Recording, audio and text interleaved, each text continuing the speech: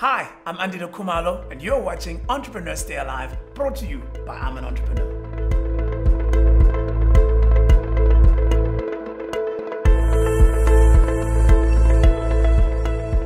One of the initiatives that have come from government is how to support small businesses with keeping their employees and making sure that they still have a job after COVID-19. Of course, this is very difficult for small businesses to do, especially those that have been forced to shut down completely during this period of time.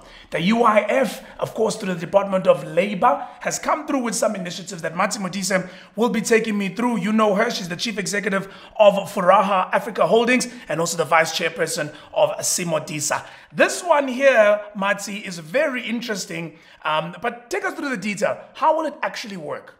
So the Unemployment Insurance Fund, UIF, has come up with the Temporary Employer Relief Scheme, TERS, as they would commonly call it. And in essence, this aims to provide emergency relief to employers so that they may continue to be able to pay their employees whilst they are temporarily laid off. And it said that it's available to employers who closes its operations due to COVID. So you have to be able to prove that the reason why you've closed down is primarily because of COVID. So that is one of the criteria. And in essence, the employer has to submit a claim for this TERS benefit, and if successful, pays the necessary over to the employers. So employees don't necessarily apply directly to the UIF as would normally happen. The employers have to apply on behalf of the employees in this instance, and then the UIF would pay it over to the employers, and then they would be able to pay it over to the employees. Obviously, this is trying to take care of that period of time. And when I read the document from government, it spoke about they will be on unpaid leave. So that means I, the entrepreneur, will keep them employed, and they will be on unpaid leave from my perspective because I can't pay, and then I would apply for this facility at UIF and pay them. What happens if this is extended?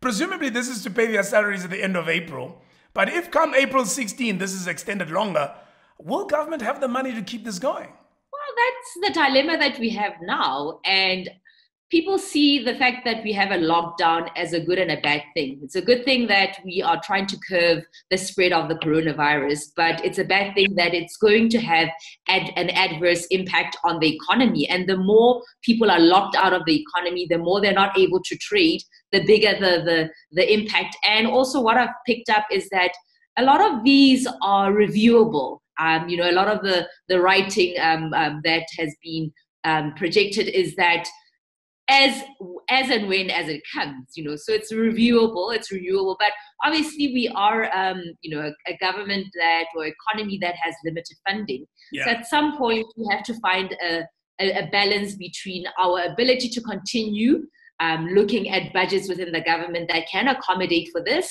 and also then how do we continue, but the sad thing is that this is not just a dilemma for small businesses. Big businesses are also starting to come to a realization that they're not able to continue. For example, I read, we heard about EdCon, the very, very not so nice.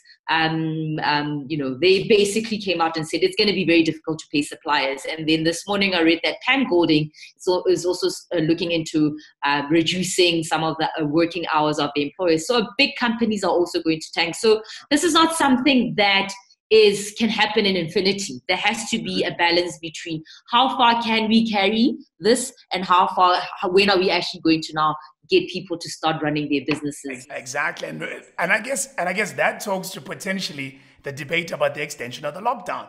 At some point, you're going to have to allow some normality to happen while you're trying to get, control and containment of this virus. This lockdown can't go on forever because no one has got a bottomless pits of funding to fund the economy until the end of time.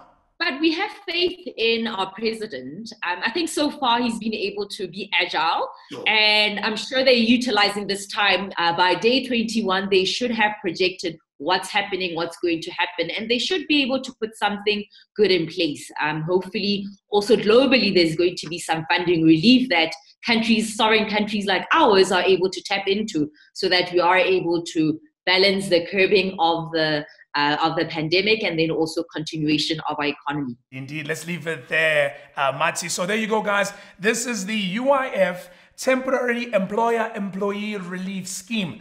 If you want to apply for it, this is the time to do it.